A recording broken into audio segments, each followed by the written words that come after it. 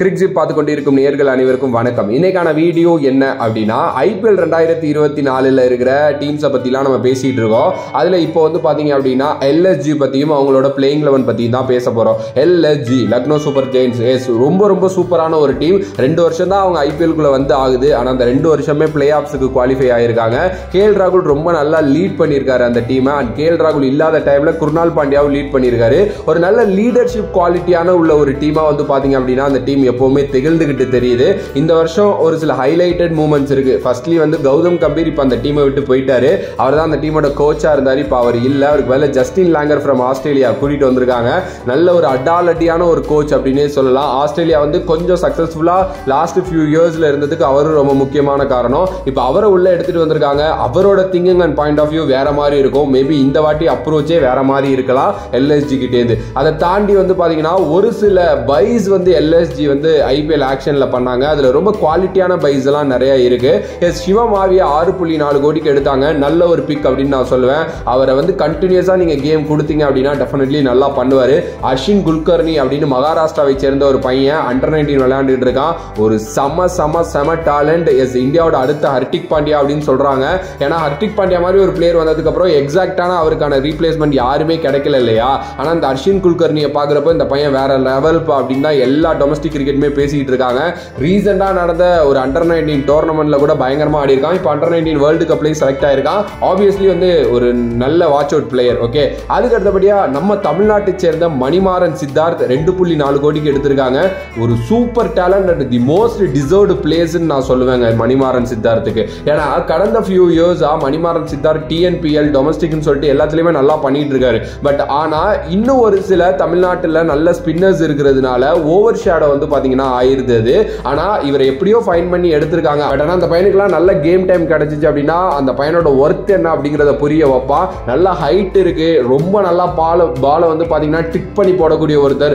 Obviously வந்து ஒரு நல்ல பிளேயர். மேபி பிளேயிங் லெவல்ல இடம் கிடைக்குதாங்கிறத வெயிட் பண்ணி பார்ப்போம். அடுத்து அஸ்டன் டர்னர் அப்படிங்கிற ஒரு பிளேயரை 1 கோடி ரூபாய்க்கு எடுத்திருக்காங்க. Australian batter. ஆப்வியஸ்லி வந்து ஜஸ்டின் லாங்கரோட ஒரு இன்ஃபுளுன்ஸ்னால தான் அது எடுத்தது. ஆனா நல்ல பிளேயர் தான். ரீசெண்டா நல்லா ஆடிட்டு இருக்காரு டீசெண்டா. ஸோ மேபி பிளேயிங் லெவலில் இடம் கிடைச்சிச்சு. இல்லை ஒரு பேக்கப் ஆப்ஷனாக கூட யூஸ் பண்ணலாம். டேவிட் வில்லே வேற 2 கோடி ரூபாய்க்கு எடுத்திருக்காங்க. என்னை பொறுத்த வரைக்கும் வந்து ஒரு நல்ல பிக் அப்படின்னு தான் நான் சொல்லுவேன். டீசெண்டான பிக். மேபி பேக்கப்பாக வச்சுக்கலாம். முகமது அர்ஷத் கான் அப்படிங்கிற ஒரு பையனையும் வந்து பார்த்தீங்கன்னா 20 லட்சம் ரூபாய்க்கு எடுத்திருக்காங்க. ஆப்வியஸ்லி டொமஸ்டிக்ல நல்லா பண்ண ஒரு பையன். ஸோ அதனால வந்து ஒரு டீசெண்டான பிக் அப்படின்னு நான் சொல்லுவேன். ஸோ ஒரு சில நல்ல பைக்ஸ் ஆப்வியஸ்லி ஐபிஎல் 2024 ஆக்ஷன்ல இவங்க பண்ணியிருக்காங்க. ஆனால் அது எப்படி பிளேயிங் லெவலில் வெளிப்பட போகுதுங்கிறத பற்றி பேசலாம். Firstly playing eleven Quinton de Kock. Definitely அவர் தான் அந்த வாட்டி ஓபன் பண்ணுவாரு. ஏன்னா லாஸ்ட் டைம் வந்து அவருக்கு பதிலா வந்து பாத்தீங்கன்னா கெயில் மேயர்ஸ் ஓபன் பண்ணாரு ஒரு சில கேம்ஸ். பட் ஆனா நல்லா பண்ணாரு. இன்னும் ஒரு சில மேட்சஸ் அவரால் அடிக்க முடியல. பட் ஆனா குவிண்டன் டி காக் ரீசென்ட் டைம்ஸ்ல பயங்கரமான ஃபார்ம்ல இருக்காரு. குறிப்பா வேர்ல்டு கப் 2023 என்ன மாதிரி அவருக்கு அமைஞ்சிச்சுங்கிறத நம்ம யோசிச்சு பார்க்கணும். அதை தாண்டி வேர்ல்டு கிளாஸ் பிளேயர். வேர்ல்டு லெவல்லே பயங்கரமா ப்ரூவ் பண்ண ஒரு பிளேயர். அண்ட் இப்போ T20 மட்டும் தான் ஃபோக்கஸ் பண்றாரு அப்படிங்கிற பட்சத்தில் டெஃபினெட்லி இன்னமும் அவர் ரொம்ப டேஞ்சர் அப்படின்னு தான் நான் சொல்லுவேன். கூட ஓபன் பண்ண போறது தேவ்தத் படிக்கலா தான் இருப்பாரு. தேவ்தத் படிக்கல் ஆர்சிபில இருந்த தேவ்தத் படிக்கல நம்ம வந்து பாத்தீங்கன்னா கடந்த ஒரு 2 வருஷமா பார்க்கல. ராஜஸ்தான் ராயல்ஸ்ல அவரோட பொசிஷன் எங்கேயோ தப்பா மாட்டிக்கிச்சு. அவரால் அதுல இருந்து வெளியிலே வர முடியல. டொமஸ்டிக்லயும் நல்லா பண்ணல. அதை தாண்டி வந்து பாத்தீங்கன்னா அவருக்கு ஒரு இன்ஜுரி வேற இருந்துச்சு. எப்படா இதெல்லாம் சரியாகும், நம்ம வந்து திருப்பி வெளியில தெரியலாம் அப்படிங்கிற மாதிரி வெயிட் பண்ணிட்டு இருந்திருப்பாருன்னு நினைக்கிறேன். 2023 எண்டா இருக்கட்டும் இல்ல 2024 ஸ்டார்டிங்கா இருக்கட்டும் தேவ்தத் படிக்கலோட இயரா அமைஞ்சிருக்கு. ஆப்வியஸ்லி சையத் முஸ்தக் அலி, விஜய் ஹசாரே, அதுக்கப்புறம் ரஞ்சி அப்படின்னு சொல்லிட்டு கிடைக்கிற கேப்ல எல்லாம் ரன் ஸ்கோர் பண்ணிக்கிட்டே இருக்காரு. கன்சிஸ்டன்டா விளையாண்டுகிட்டே இருக்காரு. அதுதான் ரொம்ப பெரிய விஷயம். இப்போ நீங்க போய் பாத்தீங்கன்னா கூட டொமஸ்டிக்ல ஒரு 70 ரன் வந்து பாத்தீங்கன்னா ரஞ்சில அடிச்சு வச்சிருக்காரு. இப்போ ரீசெண்டா நடந்த மேட்ச், ஐ திங்க் இன்னைக்கு நடந்த மேட்ச்னு நினைக்கிறேன், அடிச்சு பிரிச்சு எறிஞ்சிட்டாரு. ஆப்வியஸ்லி ரொம்ப ஒரு பிரைமான ஃபார்ம்ல இருக்காரு. கண்டிப்பா அவரை ஓபன் பண்ண வச்சிருவாங்க எனக்கு தெரிஞ்சு. பிகாஸ் கேஎல் ராகுல் மிடில் ஆட போறாரு அப்படிங்கிறதுனால. ஸோ எனக்கு தெரிஞ்சு இந்த வருஷம் தேவ்தத் படிக்கலுக்கான ஏரா இருக்கிறதுக்கு ரொம்ப நிறைய சான்சஸ் இருக்கு.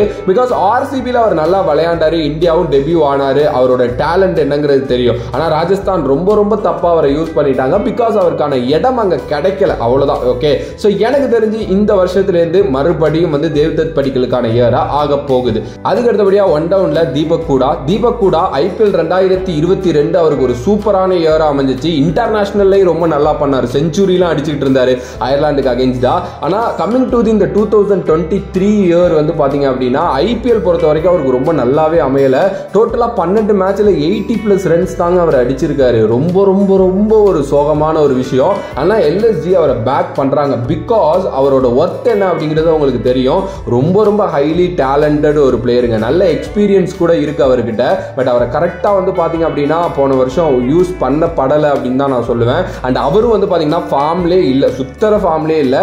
எனக்கு தெரிஞ்சு எல்எஸ்ஜி அவ்வளோ மேட்ச் அவருக்கு கொடுத்ததே பெரிய விஷயம் அப்படின்னு தான் நான் சொல்லுவேன். மறுபடியும் அவர் பேக் பண்ணியிருக்காங்க. ஸோ இந்த வருஷம் டெஃபினெட்லி அவருக்கான இயராக இருக்க நிறைய சான்சஸ் இருக்கு. ஏன்னா இந்தியன் டீம்லையும் இடம் போயிருச்சு. அவர் வந்து ப்ராபபிள்ஸ்ல கூட இல்லை T20 வேர்ல்டு கப்ல. அப்படிங்கிற பட்சத்தில் எங்க நான் விட்டேன், எங்க நான் மிஸ் பண்ணேன், எங்க நான் பிடிக்கணுங்கிறத ரொம்ப நல்லா தெரிஞ்சிருக்கும். ரீசெண்ட் டைம்ஸ்ல வந்து பாத்தீங்க அப்படின்னா விஜய் ஹசாரேல் நினைக்கிறேன் ஒரு செஞ்சுரி ஒன்று அடிச்சாரு. ஒரு நல்ல ஃபார்ம்ல இப்ப இருக்காரு. ஆனா அது எப்படி வந்து ஐபிஎல்ல வெளிப்பட போகுதுங்கிறத பொறுத்து தான் அகைன் அவரோட continues spot for LSG and Indian டீம்லயும் வந்து பாத்தீங்கன்னா யோசிக்க முடியும். அதுக்கு அடுத்தபடியா வந்து கேஎல் ராகுல் நம்பர் 4 கேஎல் ராகுல் இறங்க போறாரு இந்த வாட்டி. ஏன்னா அதுதான் பிளான் பண்ணி வச்சிருக்கதா சொல்லிட்டாங்க ஓப்பனாவே. கேஎல் ராகுல் மிடில் ஆர்டர் தாங்க ரொம்ப ஸ்ட்ராங். அவரோட ஆவரேஜ் அங்க ரொம்ப ரொம்ப அதிகம். அது ஓடிஐயா இருக்கட்டும் T20 இருக்கட்டும். ஒரு மாதிரி நல்ல ஒரு பிளேயர் செட்டில் ஆயிட்டாரு அப்படின்னா பிரிச்சு மேஞ்சிருவாரு. அண்ட் இந்த வருஷம் அவரோட ஸ்ட்ரைக் ரேட் மேல வந்து பாத்தீங்கன்னா ஒரு கண்ணு வச்சுப்பாரு. At the same time T20 world cup 2024 இடத்துல ஸ்பாட் பண்ணணும் அப்படின்னா அவர் இங்க நல்லா விளையாண்டே ஆகணும். பிகாஸ் அவர் T20 பிளேயரா பார்க்கவே மாட்டேங்கிறாங்க பிசிசிஐ மேனேஜ்மெண்ட். ஆனா கிளாசிக் கேஎல் ராகுல்ங்க அவர் களம் இறங்கினார்னாலே வேற மாதிரி தான் இருக்கும். ஸோ அவர் அந்த நம்பர் 4 எடுத்துப்பாரு. நம்பர் 5 அப்படின்னா வேர்ல்டோட பெஸ்ட் ஃபினிஷர் அப்படின்னு என்னால கருதப்படுற நிக்கோலஸ் புரான். வேர்ல்டு கிரிக்கெட்ல நீங்க எங்க போனாலும் நிக்கோலஸ் புரானை வச்சிருந்தாங்க அப்படின்னா அந்த டீம் ரொம்ப ரொம்ப டேஞ்சர் தான் நான் சொல்லுவேன். ஏன்னா அவருக்கு இருக்கிற மசில் பவரா இருக்கட்டும், அவர்னால எப்படிப்பட்ட கேமை எடுத்துக்கொண்டு போய் முடிச்சு கொடுத்துட முடியுங்க. அவர் வேற மாதிரி அது மாதிரி ஓகேவா. ஸோ அவர் வந்து பாத்தீங்கன்னா விளையாடுவாரு. ரீசெண்ட் டைம்ஸ்ல எம்ஏ கேப்டவுனுக்காக கூட நல்லா ஆடிட்டு இருக்காரு. ஸோ ஆப்வியஸ்லி அந்த ஃபார்ம்லாம் அவரை விட்டு போகல. அண்ட் இன்னும் எல்எஸ்ஜி தான் அவருக்கு கரெக்டான டீம் அப்படிங்கிறத இவ்வளவு வருஷத்துல ஃபைன் பண்ணிட்டாருன்னு தான் நான் சொல்லுவேன். ஸோ நிக்கோலஸ் புரான் வந்து பாத்தீங்கன்னா அந்த இடத்த பிடிச்சிருவாரு. அதுக்கு அடுத்தபடியா மார்க்கஸ் ஸ்டாய்னிஸ் தி மசில் மேன். எஸ் ஆஸ்திரேலியாவோட ரொம்ப சூப்பரான ஒரு ஆல்ரவுண்டர். எல்எஸ்ஜி ஒரு சூப்பரான டீம். அவருக்கு போன வருஷம் என்ன மாதிரி ஆடினாரு அப்படிங்கிறது வந்து தெரியும். ரீசெண்ட் டைம்ஸ்ல பெருசா ஆஸ்திரேலியன் கிரிக்கெட்டுக்காக அவர் ஒன்றும் பண்ணல, அதையும் நான் ஒத்துக்கிறேன். ஆனா ஒரு பிரான்சைஸ் கிரிக்கெட் அப்படின்னு வர்றப்போ வந்து அவர் நல்லா விளையாண்டுருவாருங்க. ஒரு மாதிரி ஃபேன்சி ஷாட் வச்சிருக்கக்கூடிய ஒரு பிளேயர். அண்ட் நல்லா ஸ்பின்னர்ஸ் அட்டாக் பண்ணுவாரு, ஃபாஸ்ட் பவுலர்ஸை பயங்கரமா அட்டாக் பண்ணுவாரு. அவரோட மசில் பவர் ரொம்ப ரொம்ப அதிகம். அடிச்சார் அப்படின்னா எங்கேயோ போய் உளுந்துரும் பந்து. ஸோ அதனால வந்து பாத்தீங்கன்னா ஸ்டாய்னிஸ் ஒரு ரொம்ப டேஞ்சரான ஒரு பிளேயர். அவரும் வந்து பாத்தீங்கன்னா இருப்பாரு. அதுக்கு அடுத்தபடியா குருணால் பாண்டியா, அவர் தான் வைஸ் கேப்டன். குருணால் பாண்டியாவுக்கு ஒரு கஷ்டம் இருந்துகிட்டே இருக்கு. என்னன்னா அந்த இன்டர்நேஷனல் டீம்ல நம்மளோட இடம் இல்லையே, நம்மளால பெருசா இடம் பிடிக்க முடியலையே அப்படின்னு சொல்லிட்டு அதை வந்து பாத்தீங்கன்னா சரி பண்ணணும் அப்படின்ட்டு அவர் ஒவ்வொரு வருஷமும் யோசிச்சு தான் டொமஸ்டிக்லாம் ஆடிட்டு இருக்காரு. இந்த வருஷம் கூட டொமஸ்டிக்ல நல்லா பண்ணிட்டு இருக்காரு. குறிப்பா பேட்டிங் ரொம்ப இம்ப்ரூவ் பண்ணியிருக்காரு. பவுலிங் வைஸ்லயே ரொம்ப நல்லா பண்ணிட்டு இருக்கக்கூடிய ஒரு பிளேயர் தான். ஸோ இந்த வாட்டி வந்து கொஞ்சம் இன்னும் நல்ல எஃபர்ட் போடுவாரு அப்படின்னு நினைக்கிறேன். அதுக்கு அடுத்தபடியா வந்து பாத்தீங்கன்னா பவுலிங் யூனிட் அப்படின்னு வரப்போ சிவமாவியை எடுத்தது அவரை விளையாட வைக்கணும் அப்படின்னு சொல்லிட்டு தான். பிகாஸ் ஆவேஸ்கான அவங்க விட்டுட்டாங்க. ஸோ அதுக்கு எக்ஸாக்ட் ரீப்ளேஸ்மெண்டா ஒரு பிளேயர் வேணும் அப்படின்ட்டு தான் சிவமாவி எடுத்திருக்காங்க. சிவமாவி பொறுத்த வரைக்கும் அண்டர் 19 பெருசா பார்க்கப்பட்ட பெருசா பேசப்பட்ட ஒரு பிளேயர். இந்த பையன் ஏதோ பண்ணுவான் சம்திங் இந்தியாக்காக அப்படின்ட்டு. ஆனா அகைன் ஐபிஎல்ல அவரோட ஸ்பாட் வந்து பாத்தீங்கன்னா கரெக்டா அவருக்கு கிடைக்கலங்கிற காரணத்தினால அவரால் பெருசா கேம்ஸை எலிவேட்டே பண்ண முடியல. நிறைய மேட்சஸ்ல பயங்கரமா அடி வாங்கிட்டாரு. குறிப்பா வந்து ஐ திங்க் பிருத்திவிஷா 6 பாலுக்கு 6 4 இவரோட ஓவரில் அடிப்பாருன்னு நினைக்கிறேன். அங்கேருந்து இவரோட ஃபால் டவுன் அப்படின்னு தான் நான் சொல்லுவேன். பட் ஆனா அகைன் இந்தியாலாம் ஆடினாரு, 3 விக்கெட் என்னமோ எடுத்தாரு ஒரே மேட்ச்ல. ஒரு மாதிரி வந்து பாத்தீங்க அப்படின்னா இன்கன்சிஸ்டன்சி பயங்கரமா இருக்கக்கூடிய ஒரு பிளேயர். பட் ஸ்டில் இப்ப டொமஸ்டிக் நல்லா ஒர்க் அவுட் பண்ணிட்டு இருக்காருன்னு நினைக்கிறேன். ஒரு குட்டி இன்ஜுரி ப்ரான் இருந்துச்சு இவருக்கு, அதுலேருந்து வேற வெளில வராரு. ஸோ டெஃபினெட்லி நல்ல ஒரு விஷயமா அவருக்கு அமைஞ்சிச்சு அப்படின்னா இந்தியாவுக்கும் நல்லது, எல்எஸ்ஜிக்கும் நல்லது. அதுக்கு அடுத்தபடியா மார்குட் பொறுத்த வரைக்கும் வந்து அவர் வந்து பாதிக்கு மேல இருக்க மாட்டாருங்கிற நியூஸ் வந்து போயிட்டு இருக்கு. அது என்ன கருமம் அப்படிங்கிறது வந்து எனக்கு சத்தியமா தெரியல. நிறைய இங்கிலாந்து பிளேயர்ஸோட அவைலபிலிட்டி ரொம்ப மிஸ் ஆக போது வர்ற ஐபிஎல்ல. பட் ஸ்டில் அவர் இருக்கிற வரைக்கும் அவர் விளையாடுவாரு. அண்ட் அவரோட இன்னொரு பெரிய கன்சர்னா அந்த இன்ஜுரி தான் பார்க்கப்படுது. எப்ப பார்த்தாலும் இன்ஜுரி ஆகிற ஒரு பிளேயர் அவரு. பட் ஆனா அவரோட ஸ்பீடு தான் அவர் ஒரு டீம்ல இடம் பிடிக்கிறதுக்கு ரொம்ப முக்கியமான காரணமா இருக்கும். லாஸ்ட் இயர் வந்து பாத்தீங்க அப்படின்னா அவர் நல்லா பண்ணாரு. சிஎஸ்கேக்கு அகைன்ஸ்ட் அடி வாங்கினாரு. குறிப்பா நான் அந்த மேட்ச் பார்த்தப்போ தல தோனி அவரோட ஓவர்ல தான் 2 6 அடிப்பாரு. பட் ஸ்டில் நிறைய மேட்சஸ்ல விக்கெட் எடுத்தாரு. ஈவன் முதல் மேட்ச்லயே 5 விக்கெட் எடுத்தாரு அப்படின்னு நினைக்கிறேன். ஸோ ஒரு நல்ல ஒரு பிளேயர். அண்ட் அவரோட ஸ்பீடு என்னைக்குமே அவருக்கு கை கொடுத்துக்கிட்டே இருக்கு. ஈவன் தோ அவர் வந்து பாத்தீங்க அப்படின்னா நிறைய மேட்சஸ் விளையாட முடியாது, ஏன்னா அவர் வெளில போறாரு அப்படிங்கிறதுனால.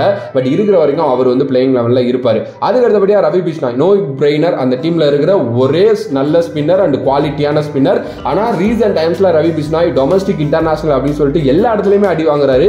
விக்கெட்ஸ் வந்து அங்கங்க எடுத்தாலும் பயங்கரமா அடி வாங்க ஆரம்பிச்சிட்டாரு. அவரோட எக்கனாமி ரொம்ப ரொம்ப மோசமா போயிட்டு இருக்கு. மேபி அதை கொஞ்சம் நல்லா பண்ணணும். அது இந்தியன் பிச்சஸ் அப்படின்னு வர்றப்போ ரவி பிஷ்னாய் கொஞ்சம் நல்லா பண்ணா மட்டும்தான் மாட்டிக்காம இருக்க முடியும். பிகாஸ் ஸ்பின்னருக்கு ஏதுவான பிச்சு தான் நிறைய இருக்கு. இங்கெல்லாம் மாட்டினார் அப்படின்னா உரிச்சு கொடுத்துருவாங்க. ஸோ அதனால வந்து பாத்தீங்க அப்படின்னா ரவி பிஷ்னாய் கொஞ்சம் சேஃபா விளையாடுறது நல்லது. பட் அவர் இருப்பார் டெஃபினெட்லி 11ல. அதுக்கு அடுத்தபடியா வந்து மோஷின் கான், அந்த பையனை ஒரு 2 வருஷத்துக்கு முன்னாடி எல்லா மீடியாவும் பேசினாங்க. எல்லா கிரிக்கெட் எந்தூசியாசிஸ்டும் இந்த பையன் தான் ஃபியூச்சர் ஆஃப் இந்தியாங்கிற மாதிரிலாம் பேசினாங்க. ஒரே ஒரு முதுகுல இன்ஜுரி, காலி, 1 வருஷம் ஃபுல்லா காலி. இப்போ மறுபடியும் வந்தாரு, ஆனா பெருசா ஒன்றும் பண்ணல. பட் அகைன் அவரை பேக் பண்ணியிருக்காங்க. ஒரு நல்ல லெஃப்ட் ஆர்ம் சீமர் அவரு. எனக்கு தெரிஞ்சு இந்தியன் டீமுக்கே அவர் வந்து ரொம்ப ஒரு குறிப்பிட்ட ஒரு இதுல இருக்கக்கூடிய ஒரு பிளேயர் அப்படின்னு நான் சொல்லுவேன். ஏன்னா நிறைய வந்து நெட்ஸ்ல எல்லாம் பவுலிங் போட்டுக்கிட்டு இருந்தாரு இந்தியாவுக்காக. நல்ல டேலண்ட் அவரு. பட் ஆனா வந்து பாத்தீங்கன்னா இந்த இன்ஜுரிங்கிற ஒரு விஷயம் நல்லா முடக்கிட்டாங்க. பட் ஆனா ஸ்டில் பார்ப்போம், இன்னும் வயசெல்லாம் இருக்கு, நிறைய இருக்கு, பார்க்கலாம். அவரும் வந்து டெஃபினெட்லி 11ல இருப்பாரு. அவரை நல்லா பேக் பண்ணுவாங்க எல்எஸ்ஜி, ஏன்னா நல்ல குவாலிட்டியான ஒரு பிளேயர். பேக் பிளேயரா ஆயுஷ் பதோனி விளையாடுவாரு. அவர் தான் அவர் வந்து பாத்தீங்கன்னா அந்த டீமோட எப்படி சொல்றது நல்ல சூப்பரான ஒரு பிளேயர் அவரு. அண்ட் கிடைக்கிற கேமை நல்லா அடிச்சு கொடுப்பாரு. அவரை தான் வச்சுப்பாங்க, வேற யாரையும் வச்சுக்க மாட்டாங்க. பவுலர்ல மேபி யாரையாவது மாத்திப்பாங்க, அவ்வளவுதான். பட் இம்பாக்ட் பிளேயர் அப்படிங்கிறப்ப ஆயுஷ் பதோனி தான். ஓகே, ஸோ இதுதான் டோட்டலாவே எல்எஸ்ஜியோட probable 11. Quinton de Kock, Devdutt Padikkal, Deepak Hooda, KL ராகுல், Nicholas Pooran, Marcus Stoinis, Krunal Pandya, Shivam Mavi, Mark Wood, Ravi Bishnoi, அதுக்கப்புறம் மோஷின் கான். இதுதான் 11 டீம். டோட்டலா பாக்குறப்போ நல்ல குவாலிட்டியான டீமா இருக்காங்க. இவங்களோட ஒரே ஒரு மைனஸ் பவுலிங் யூனிட் தான். பவுலிங் யூனிட் நல்லா பண்ணல அப்படின்னா டெஃபினெட்லி வந்து பாத்தீங்கன்னா மேல இருக்கிறவங்க எவ்வளவு ரன் அடிச்சாலும் வேஸ்ட் தான். ஏன்னா மேல இருக்கிறவங்கனால வந்து 220 ரன்னுக்கு மேல அடிக்க முடியும், ஆனா கீழே வந்து 220 ரன்னுக்கு மேல கொடுக்கவும் முடியும். அது மாதிரி பவுலர்ஸ் வச்சிருக்காங்க. மேபி இன்னும் கொஞ்சம் பவுலிங் யூனிட்டை ஸ்ட்ராங் பண்ணலாம். இன்னும் வந்து பாத்தீங்கன்னா டீம்ல இருக்காங்க, மணிமாறன் சித்தார்த் இருக்காரு, டேவிட் வில்லே இருக்காரு, ஒரு மாதிரி இருக்காங்க. அவங்கள மேபி எப்படி மாத்துறாங்க அப்படிங்கறது வந்து வெயிட் பண்ணி பார்ப்போம். ஸோ டோட்டலாவே எல்எஸ்ஜி ஒரு நல்ல டீம் வச்சிருக்காங்க. பார்ப்போம், இந்த ஐபிஎல்ல ரொம்ப ஒரு முக்கியமான டீமா மாறுறதுக்கும் நிறைய சான்சஸ் இருக்கு. மேபி பிளே ஆஃப் சான்சஸ் நிறையாவே இருக்கு. பட் இன்னும் ஒரு ஸ்டெப் அகேடா போயிட்டு ஒரு ஃபைனல் லெவலுக்கு போறாங்களாங்கிறத வெயிட் பண்ணி பார்ப்போம். உங்களோட கருத்து எல்எஸ்ஜி பத்தி என்னவோ மறக்காம கமெண்ட் பாக்ஸ்ல கமெண்ட் பண்ணுங்க. If you like the video please like, share and subscribe to Crickship channel.